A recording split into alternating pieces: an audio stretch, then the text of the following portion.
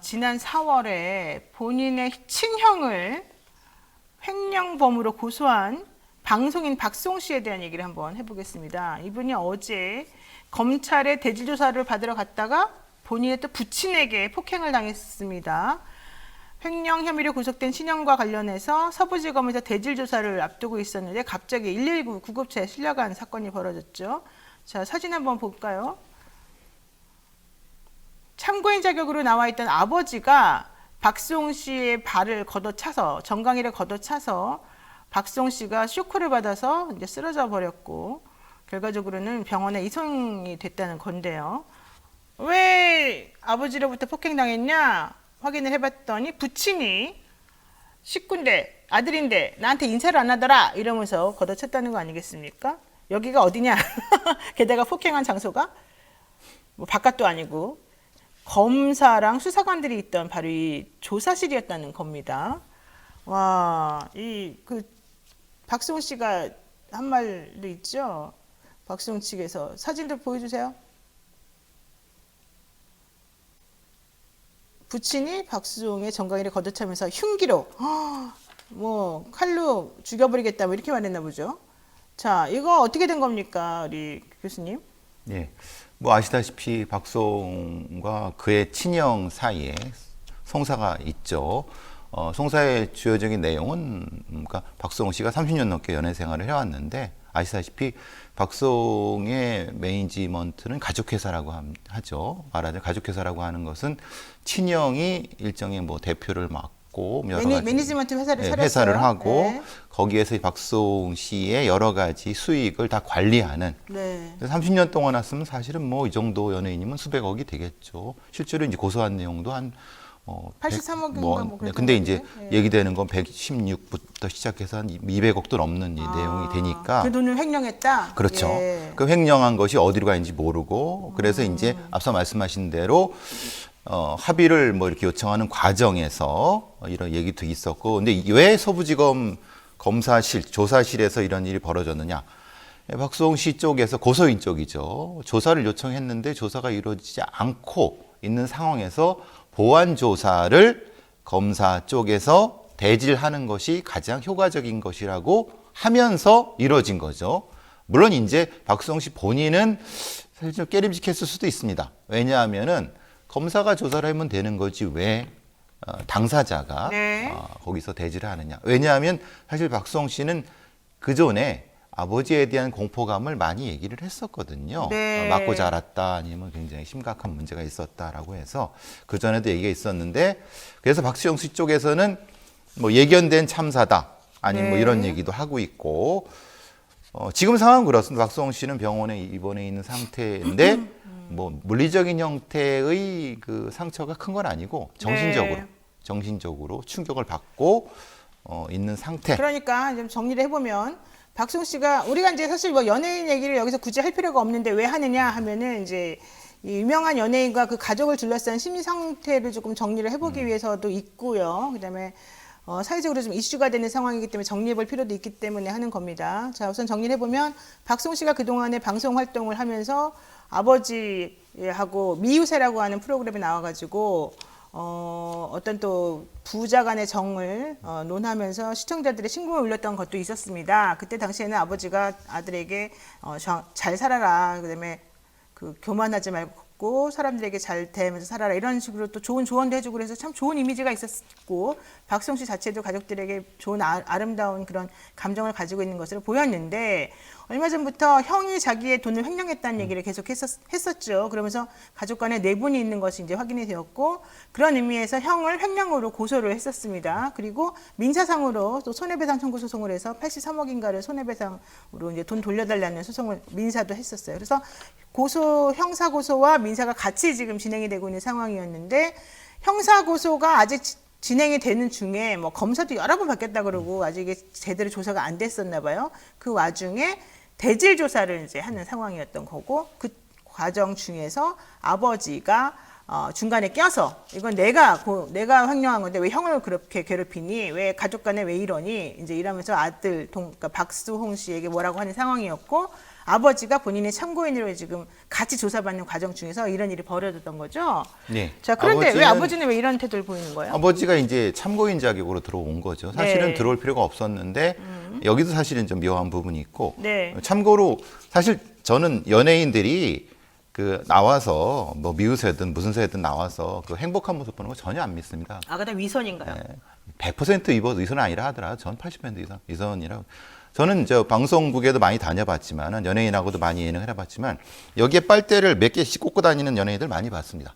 아, 빨대라고 하면 가족들이 예. 등골을 빼먹는다. 예. 방송 중에 계속 문자가 오는데 네. 계속 카드 쓰는 문자입니다. 아, 식구들이 이제 예. 그 사람의 그게 카드를 뭐 쓰는군요. 부인이든 뭐 형제든 뭐 아버지든 저는 뭐 수도 없이 봤습니다. 네. 근데 그런데도 사실 그런 얘기를 하죠. 네. 무슨 얘기를 하냐면 얘기 좀 해라. 네. 뭐 좀 개인적으로 친한 사람이나 아니면 뭐 건너서라도 하는데 박수홍 씨처럼 아니면은 많은 사람들이 전혀 얘기를 못 합니다. 옛날에 장윤정 씨도 이렇게 똑같죠. 어머니하고 예, 어머니랑 그런 일이 그렇고. 벌어졌었잖아요. 그리고 특히 예. 또 이제 어릴 때부터 방송 생활을 시작해서 아예 가족회사에 일임한 사람, 이 박수홍 씨처럼 이런 경우는 거의 모든 생활 자체가 그게 통제가 되는 겁니다. 저는 왜 이 상황이 이렇게 연결되는가에 대한 부분은 그걸 네. 이해하기 위해서 이 말씀을 드리는 건데요. 그러니까 가족회사를 통해서 매니지먼트를 통해서 한 이런 연예인 분들은 스스로 그 말하잖아요. 아니 200억, 300억을 자기 친형한테 뺏길 정도까지 당신은 뭐 했어? 사실 이거잖아요. 검사들이나 조사관들도 그런 겁니다. 네. 아니 당신이 바보같이 이걸 뺏기고 나서 왜 고소해갖고 민사리로 하고 있냐, 우리를 고생시키냐 이런 생각도 분명히 있을 거란 말이에요. 근데 실제로 심리 상태는 그렇지 않습니다. 왜냐하면 일정 정도 이제 심리적 예속 상태가 들어가기 때문에 일종의 가스라이팅일 수도 있는 거고 그렇기 때문에 중간에 이걸 전환시키는 것에서는 서로 간의 감정이 생기죠. 어떤 감정이냐? 아버지는 야 여태까지 잘해왔는데 왜 네 형을 깜빵에 보냈어? 라고 해서 아버지는 박수홍 씨를 패고 욕하는 거고 박수홍 씨는 여태까지 내가 다 당신을 먹여 살렸는데 날 이렇게 하는 건 무슨 겁냐? 그러니까 이건 서로 옳고 그름의 문제가 아니라 가족 간의 묘한 가족 관념과 가족 의식 정치가 충돌하는 문제거든요. 네. 그래서 지금 우리가 이걸 다뤄야 되는 부분은 저는 사실 뭐 세상에 쓸데없는 것이 연예인과 정치인들 걱정이라고 하지만 그렇죠. 지금 그 문제가 아니라 네. 이 가족 의식과 가족 관념이 이 괴리가 있는 상태에서 우리는 이런 상태에서 어떤 포지션을 취해야 되느냐 그것 때문에 사실은 이 사건을 다루는 부분이라고 봅니다. 그렇군요. 누구 편을 들 필요도 없고 네. 뭐 가족의 이게 박수홍 씨나 박수홍 씨 아버지가 맞았고 한 거는 둘 사이에 해결하면 되는 건데 네. 이게 이제 중심이 되는 것은 우리가 얼마만큼 이런 것들을 신뢰해야 되고 어떤 방식으로 이걸 합리적으로 해결할 것인가에 대한 부분에 대한 것이 변호사님 아시겠지만 요즘 가족 간의 문제가 얼마나 많습니까? 너무 많죠. 그러니까 특히 소위 동족상전의 비극 이상이지 않습니까? 네, 아버지가 네. 아들을 고소하고 아들이 아버지를 고소하고 합리적인 방안이 뭘까? 사실 이것이 이 사건의 핵심적인 부분이라고 보여집니다. 사실 그래요. 정말 가족이 가족을 해치는 경우도 사실 상당히 많고 겉으로는 되게 잘 지내는 가족인 것처럼 위선적으로 행동하지만 내부를 들여다보면 정말 썩어 있는 경우도 상당히 많고요. 그렇죠. 이 경우는 그런데 결국은 가족의 어떤 걸 포장해서 돈을 벌었다는 비난도 받는 겁니다. 그러네요. 박수홍 씨와 박수홍 씨 아버지가 실제로는 굉장히 사이가 나쁘면서 미우사에 나와갖고 그거는 시청자로서 기만한 거 아니냐. 근데 그렇게 돈을 벌고 나서 이제 박수홍 씨는 피해자 코스프레 한 거 하시냐라고 하는 댓글도 분명히 달리고 있는 거고 그렇다고 해서 패고 막 뭐 죽이겠다고 하고 이런 거는 적절하지 않다. 이런 부분이 사실은 양쪽 댓글이 다 똑같은 의미를 가지고 있는 거고 네. 그런데 왜 이들은 합의하지 못할까? 우리가 생각하면 사실은 네. 몇백억이 걸린 거면 50억씩 합의하면 되는 거 아니냐? 라고 하는데 사실은 이건 돈 문제가 아니죠. 아, 이제 돈 문제가 아닙니까? 감정의 문제죠. 감정의 문제다. 서로 간의 감정을 분리를 해야 되는데 분리가 안 되는 자, 상황이 우선 하나씩 있어요. 차근차근히 좀 설명해 볼게요. 지금 얘기 듣기로는 그러니까 형이 박수홍 씨의 형이 그렇죠. 박수홍 씨 이름으로 박수홍 씨가 죽으면 상속인들이 받을 수 있는 사망보험금을 생명보험금을 14억 원어치나 들었다는 그러니까 얘기가 엄청난 있더라고요. 액수죠. 예. 그거는 뭡니까? 무슨 심리입니까? 그런 거는.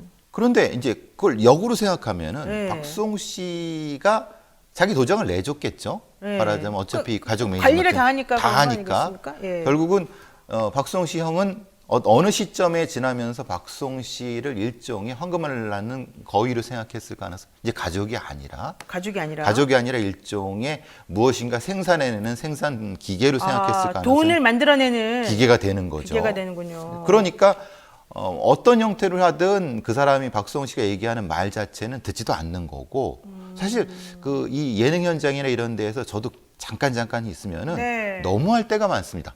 왜냐하면 사실 형이나 아버지나 어머니가 매니저라고 하는데 굉장히 막대합니다. 그 사람은? 예. 근데 아무 말도 못 해요. 근데 사실 실제로 여러 가지 상황을 보면은 사실 그 사람을 위해서 하는 것도 되게 많습니다. 네. 그러니까 그것이 길들여졌다고 하면은 네. 몇십억 이상의 보험이 들었어도 사실은 아무 말 못했을 겁니다. 알고도 못했을 수 있죠. 근데 사실 자기 목숨을 담보로 돈을 받을 수 있는 보험을 많이 들었다 그러면 그 당한 사람은 좀 기분 안 좋아요. 안 좋아죠, 솔직히 사실. 말해서 내가 죽으면 저 사람들이 돈을 받는다? 그럼 내가 죽길 바라나? 이런 심리가 좀 있거든요. 근데 왜 항의를 못했을까요?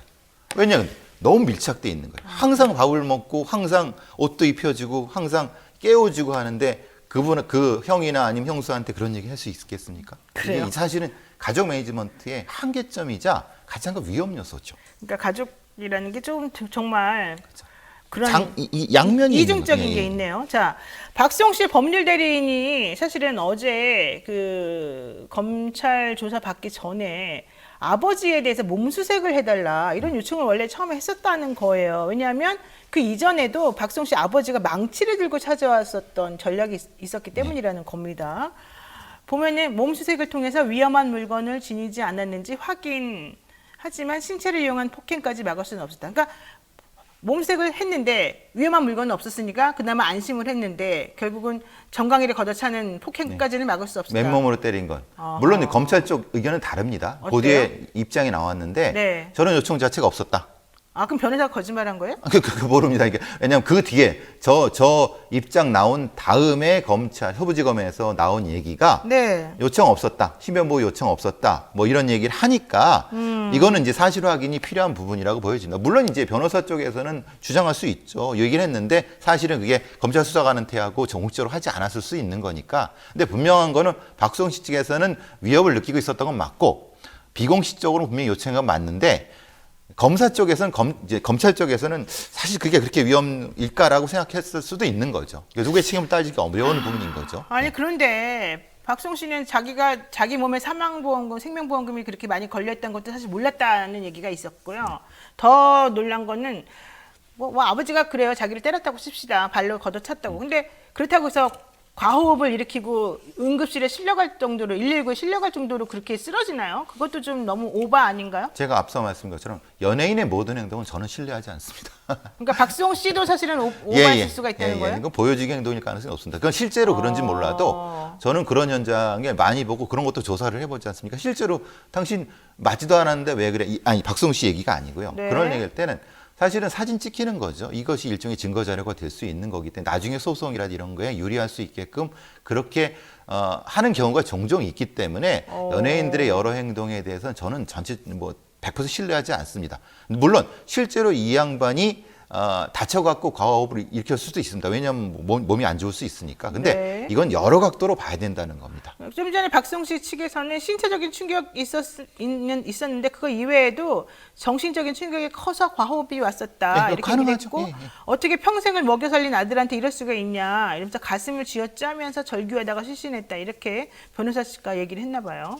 자, 사건 발생 이후에 친형이 한 번도 박수홍 씨의 만남 요청에 응하지 않았기 때문에 박수홍 씨는 대질신문 자체에 부담을 느꼈다라는 얘기가 있던데 이건 또 무슨 얘기입니까? 그러니까 박수홍 씨가 형한테 만나자고 했는데 형이 싫다고 했던 거예요? 그러니까 합의를 요청하고 뭘 했는데 박수홍 씨가 먼저 고소해놓고도 그렇죠. 본인이 합의하자고 했던 거예요? 고소했는데 문제는 박수홍 씨 형 쪽에서는 어차피 구속이 됐지 않습니까? 네. 그때 그러니까 구속했죠. 거기에 대한 일종의 감정이 있는 상태였고 이미 구속됐는데 뭐 알아서 해라 이런 거죠. 그러니까 지금 상태는 서로 간의 주장이 충돌하기 때문에 이거를 누구 편에 들어 얘기할 수는 없는 거라는 생각을 합니다. 아니, 박수홍 씨 쪽도 입장이 있지만 네. 박수홍 씨 형 쪽에 또 입장이 있는 거고 이건 형사적으로 갈 문제인 거고 사실은 여기서 얘기할 거는 왜 두 사람들이 지금 합의를 못할까? 그리고 지금 얘기인 건 아버지가 사실 야 형 책임 없어. 내가 다 한 거야.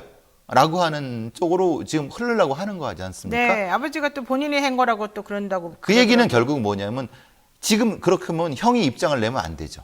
그렇죠? 그럼 형이 자기가 주도했다고 얘기할 수는 없는 거지 않습니까? 네. 그러니까 왜냐? 아버지가 책임진다고 하니까 그럼 지금은 당연히 형 쪽에서는 입을 닫고 있는 것이 전략적으로 선택이 될 수 있는 거죠. 원래 근데 사실은 아버지라면 그리고 같이 살고 있는 동거하는 그런 친척 인척이라면은 친족상도례가 적용이 되죠. 형도 그쵸, 마찬가지고. 근데 그렇다 하더라도 실제 아마 형하고는 같은 집에서 살고 있지는 않을 테니까 그게 이제 적용이 안 되겠죠. 실제 형이 썼다면. 근데 문제는 아버지가 썼다고 하더라도 실제 돈의 흐름을 살펴보면은 그런 거는 안 돼요.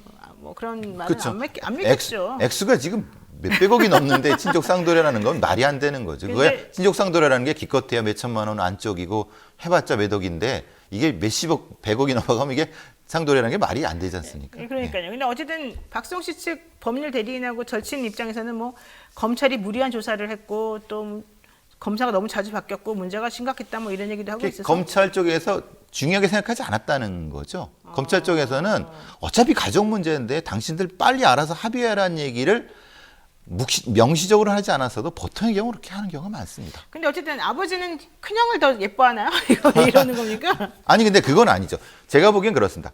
아버지나 그 어머니나 입장에서는 가족 내에서 해결할 걸 왜 바깥으로 가져갔냐라는 입장이 더 클 것 같습니다. 그래서 그런 거예요? 그렇죠. 아니 합의하면 끝날 것을 아니 100억씩 나누든 저는 그렇게 생각하거든요. 근데 박수홍 씨 입장은 다를 수 있죠. 왜냐하면 본인이 평생 일한 것을 뺏겼다는 느낌이 있을 수 있으니까 저는 이건 누구 편을 들으면 안 된다고 봅니다. 그런데 또 여기서 또 좀 한 명의 변수가 있죠. 박수홍 씨 형수인데요. 이분은 그렇죠. 가정주부인데 200억 상당의 재산을 소유한 걸로. 핵심은 사실은 저는 이분이라고 생각하거든요. 아. 일종의 별도의 주머니를 찾다는 얘기 아닙니까? 이거는 이게 박수홍 씨 형이 알았는지 모르는지도 모르겠어요.